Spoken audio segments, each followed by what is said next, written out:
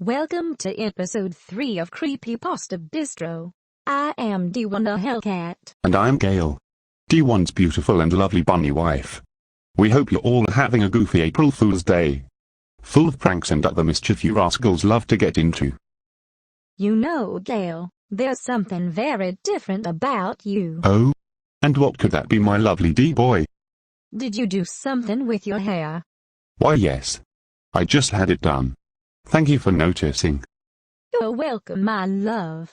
And your dress still looks lovely on you. This old thing. Oh, you are so sweet. I love you, D1. I love you too, my sweet Gale. Anyways, back to the topic.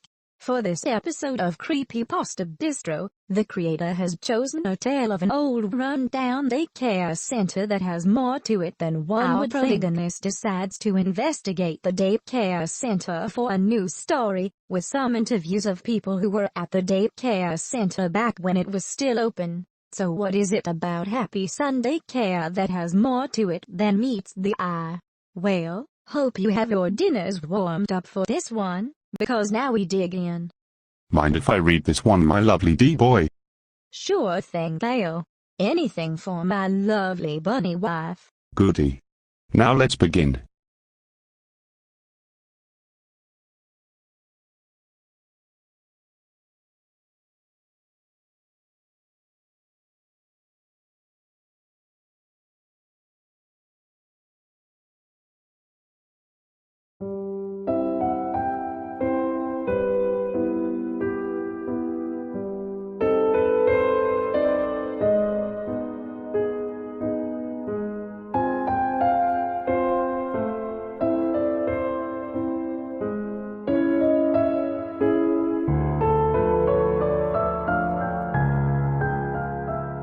Just a few miles outside of my town stood an old country house. It had been converted into a daycare, where parents would drop off their kids in the morning and pick them up in the evening. However, said daycare had been out of business for a few years now. There was a sign posted in the front yard just a few feet from the house that read Happy Sun Daycare, with a cute-looking cartoony sun painted on it. Within the fenced-off backyard stood playground equipment that had fallen into disrepair and began to rust. A slide. A couple of swing sets. Some monkey bars. And a merry-go-round were once covered by swarms of children as they ran and played in the outdoors. They had since become perches for the local birds and squirrels, and were swarmed by ants rather than children. I had decided to write a report on the Happy Sun Daycare for the news blog I worked for. For one thing, several people around today had gone to the daycare. I figured it might make for an interesting story to read about their experiences there and if it affected their later life in any way. The other reason wasn't quite so innocent. There had always been concerned parents who would fret over leaving their child in someone else's care. It was about that constant worry over how safe their sons and daughters were, especially with all the horror stories posted online about various daycare-related tragedies. For my report, I decided I would interview both employees and people who had gone to the daycare as children.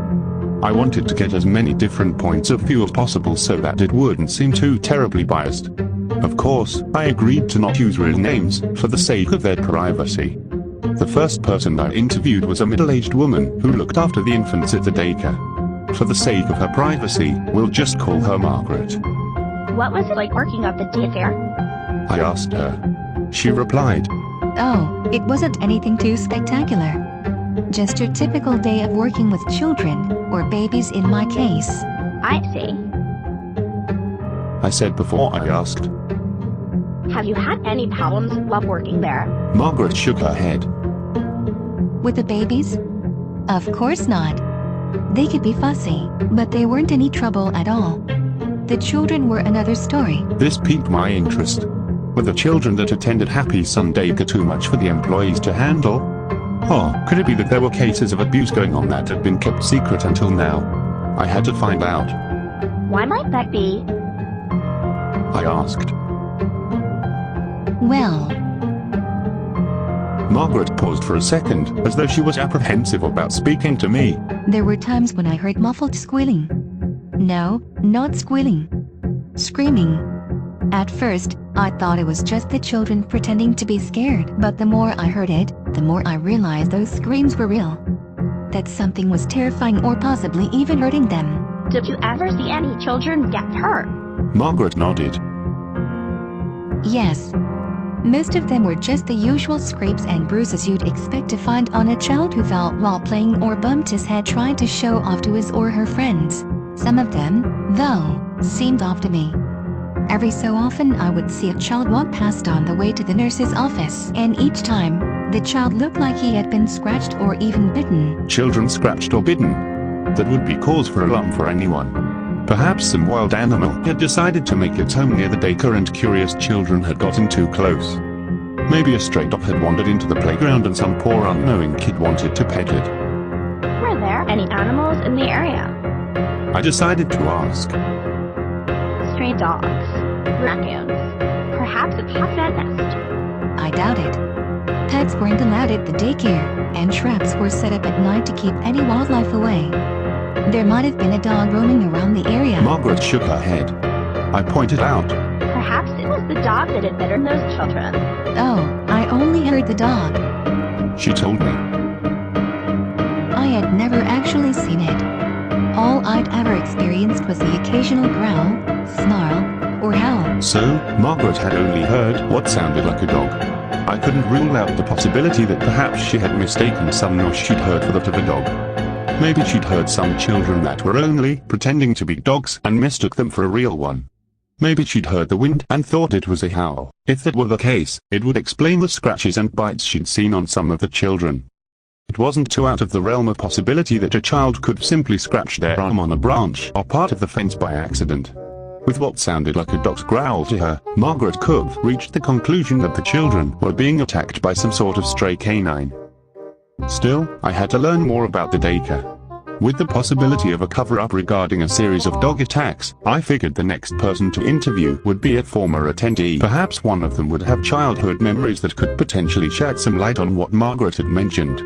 After doing some background checks, I managed to find a young man who went to Happy Sun Daycare when he was around 5 or 6. Let's just call him Scott. I found Scott working at a local butcher shop. I had to wait until his shift was over before I could start the interview. Luckily, it wasn't too long of a wait, and it gave me some time to consider what to ask him.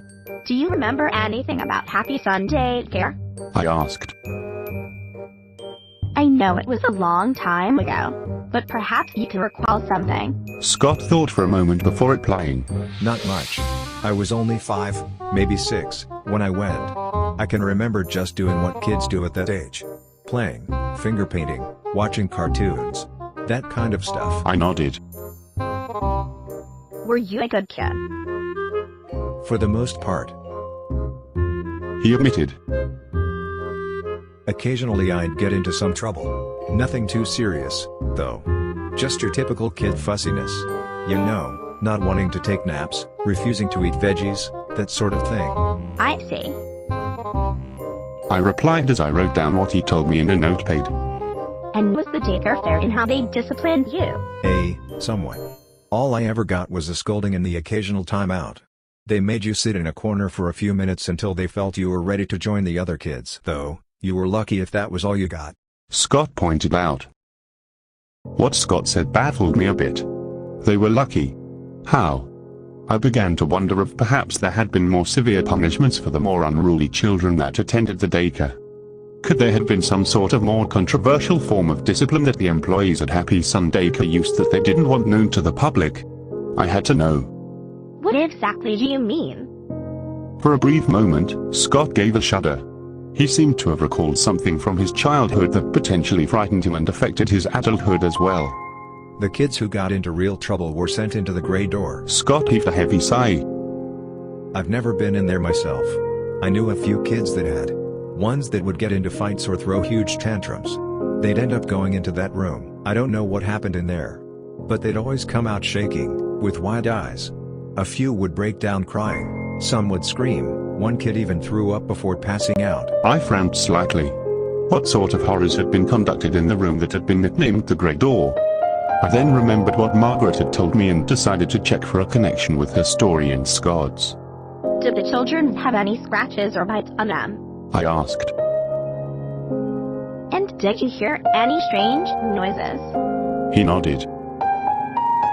A few kids had scratches on them after they left the gray door. But I thought they got them before, and I just didn't notice them at first. They could have tripped or something. I did hear some heavy breathing. That could have just been some kid panting from running around. Hard to say for sure. First Margaret said she thought she heard a dog snarling, and now Scott was saying he had heard heavy breathing. With the strange noises, mysterious scratches on misbehaving children, and the mystery of the grey door room, I couldn't help but wonder what it was that Happy Sun Daycare had been hiding all these years. I thanked Scott for taking the time to speak to me before moving on to the next person to interview.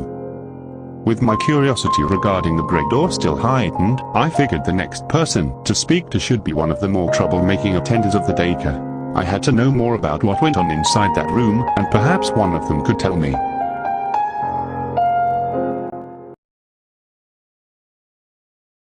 After doing more background checks, I managed to track down a young woman whom we'll refer to as Alice. She had been arrested 2 weeks ago for spraying graffiti and was charged with vandalism. Rather than spend time in jail, she agreed to do 4 months of community service. From what I read about her records, it seemed this wasn't the first time she had gotten in trouble with the law. Were you always this much trouble? I asked her. Alice shrugged. Maybe. I wasn't sure how easy it would be to get the answers I wanted from her. She seemed like the type who would only cooperate if she'd get something out of it, like less time behind bars. I need to know about Happy Sun Daycare. I asked her. Do you remember anything about the grey door? For a brief second, a hint of fear flashed in her eyes. Her face became pale as a few beads of sweat trickled down her forehead. That was a long time ago. I replied.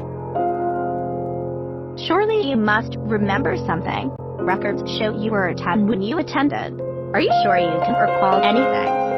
Alice took a few deep breaths and began to regain her composure. If the mere mention of the grey door room was enough to put fear into her after all those years, I couldn't help but dread what horror she could have experienced. Here was someone who had run ins with the law. Someone who had been arrested for various crimes, primarily theft, vandalism, and trespassing. And, yet, it was something from her childhood that caused the most fear of being punished. Why?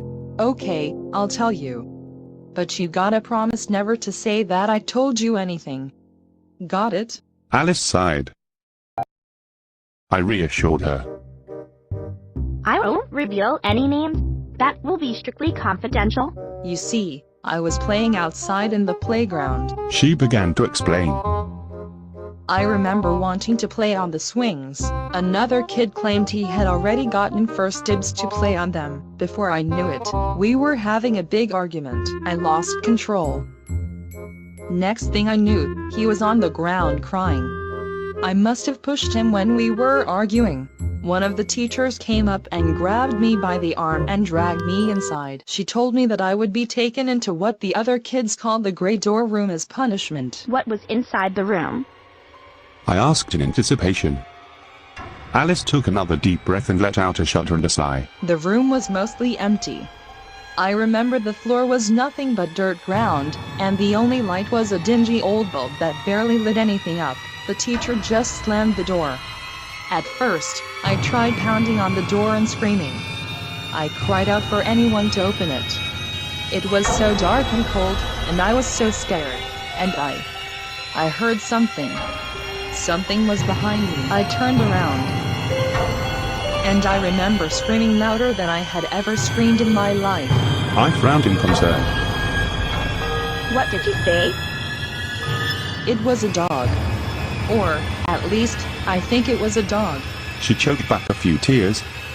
I didn't get a good look at it since it was so dark. All I remember was that it was the biggest and ugliest dog I had ever seen. That thing had glowing yellow eyes, huge sharp teeth, and was covered in black shaggy fur. And, before I knew it, it snarled and lunged at me. I ran around as fast as I could, screaming and begging for anyone to come and save me. It grabbed onto my skirt with its teeth and tried to pull me towards it. I tripped and fell. But I managed to kick it in the face a couple of times to get it to let go. Then it lunged at me again. But luckily for me, the door finally opened and one of the teachers pulled me out of the room and slammed the door shut before the dog could get near me. So there was a dog after all. The stories were all starting to come together. Margaret's story about hearing screams and growling. Scott's story about horrified kids who had been sent to the Grey Door room, and now there was Alice's story about being sent to the room and attacked by some sort of large vicious dog. Still, I had to know more. Why did they use a dog? Why did they cover it up? Perhaps the people working at Happy Sun Daycare were afraid that such a punishment would be too extreme to use on children. I thanked Alice for her time and set forth to find the next person to talk to. Maybe it would be another one of the employees. If I was lucky, I might be able to get one of them to reveal the truth about what was going on in the Grey Door room. Once again, I began searching through the records of anyone who ever worked at Happy Sun Daycare. It took some time to find someone who was willing to talk to me. Most former employees I asked were either too busy or simply didn't want to give an interview. A few of them directed various profanities at me as well. I couldn't tell if they were angry that I had learned about what was going on all those years ago, or if they were afraid of what might happen if they revealed any more secrets to me. Still, I managed to track down at least one person who was willing to tell me his experiences working at Happy Sun Daycare. Mr. Smith, as we'll call him, worked as a janitor of the daycare back when it was still running. He had managed to get the job only because his aunt was in charge of one of the head offices there as well. However, Mr. Smith had moved to another town since the daycare closed years ago. This meant I couldn't interview him in person, so we sent each other emails instead. Mr. Smith explained that he had been dealing some form of narcolepsy since he was a teenager, and a history of sleepwalking as well. Doctors couldn't figure out what was causing his condition, but they couldn't find any other adverse health effects linked to it either. This still made it difficult for him to find work, though. He told me that he was grateful that his aunt managed to get him a job at Happy Sun Daycare. I had so many questions. And, well, I wasn't sure which one to ask first. After I got his first response, I wrote back to him. I wanted to know how he was able to hold his job despite his condition. Was he on medication for it? How did the other employees and the children treat him? A couple days passed before I got any response from him. I quickly opened the latest email response from Mr. Smith and began to read. He replied that his aunt would mix him a special herbal tea for him that would help keep his narcolepsy in check. She apparently strongly believed in herbal medicine and said that it was the better than any standard medicine on the market. Mr. Smith wrote about how the tea was quite bitter and how he hated drinking it, but that he had to drink it if he wanted to keep his job. Though, on occasion, his aunt would run out of the leaves needed for the tea and he'd end up falling asleep. This prompted another employee to go and make sure he didn't accidentally hurt himself or others.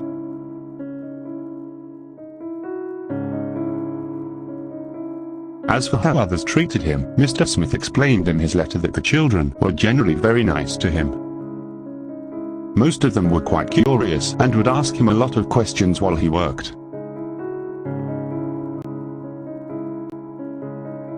A few would act as a nuisance, but he didn't recall any of them being too much trouble. On the other hand, the other employees seemed to have a sense of uneasiness around him. He explained how he felt that they seemed extremely cautious around him. Also, he pointed out that his aunt always kept a close eye on him. He wasn't sure if this was due to his condition or for some other reason, though. That just caused more questions to form in my mind. Why were the other employees uneasy around him? Was it because he was the nephew of one of the higher-ups? Or was there another reason?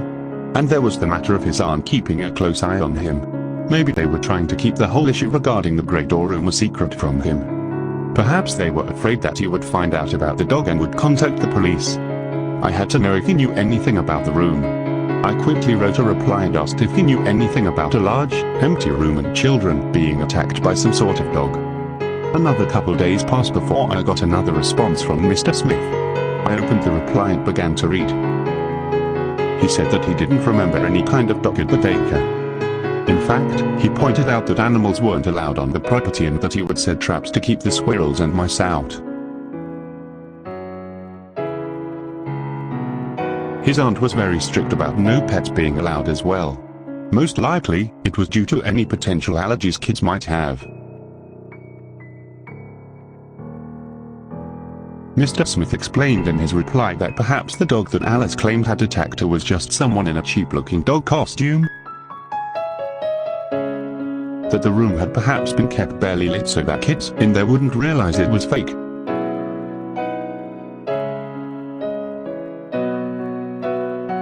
And that the scratches and bites were just the result of them tripping and accidentally scratching themselves.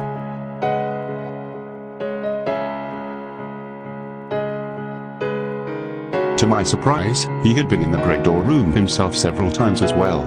Strangely, he pointed out that it was always when he hadn't any tea to drink. He would wake up in the room. He wasn't sure if anyone had moved him there so he could sleep without being in anyone's way.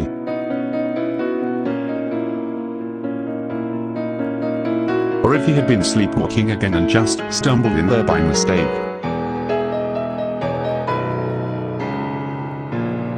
Mr. Smith explained that the room was originally going to be a large storage closet for various arts and crafts related supplies, but was never finished due to budget cuts.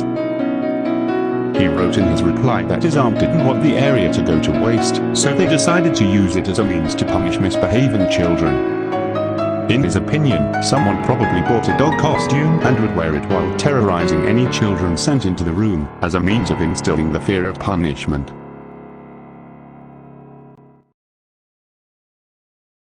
Sent one last email to Mr. Smith, thanking him for taking the time to reply to my messages. The whole thing about Happy Sun Daycare was starting to come together.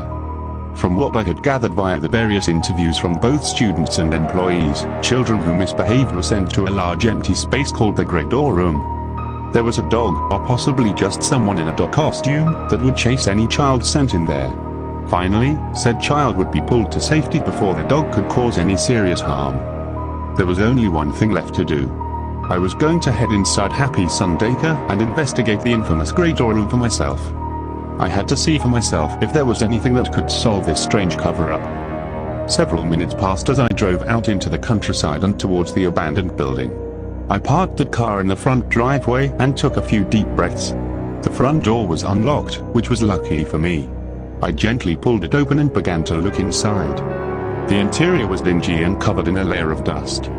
Cobwebs spread over various desks and chairs that hadn't been used in quite some time. A musty smell filled the house and mixed with the effervescent urine from the rats that now made the place their home. It was nauseating, to say the least.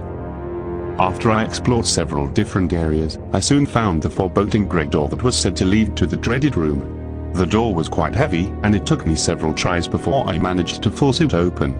Just like how Alice had described, the room was dark and empty, with a dirt floor and a dingy bulb. Said bulb had burned out long ago, so I used an old desk to prop the door open in order to see anything. I could see faint bloodstains on the ground and on the wall, but I couldn't tell who or what the blood belonged to. There were strange markings on the wall, as well. I took a closer look and could have sworn they resembled claw marks of some sort. As I continued to examine the room, I noticed various footprints in the dirt. Many were faded, or had been trampled over one another. But I could still make out a few. Most of them were the footprints of children. They looked like their makers had been running away from something. There was one other distinct set of footprints that caught my attention. I examined them closely. I could definitely make out the distinctive footpaths, claws, and individual toes on at least one of the prints. This wasn't some person in a cheap costume. Happy Sun Daycare had been using a dog to terrorize children. I had to let people know what they'd been hiding for all those years.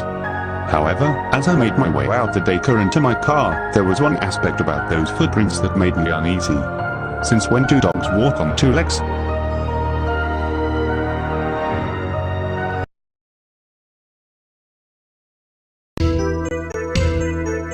And that was Happy Sun Daycare, read to you by my beautiful wife Gale.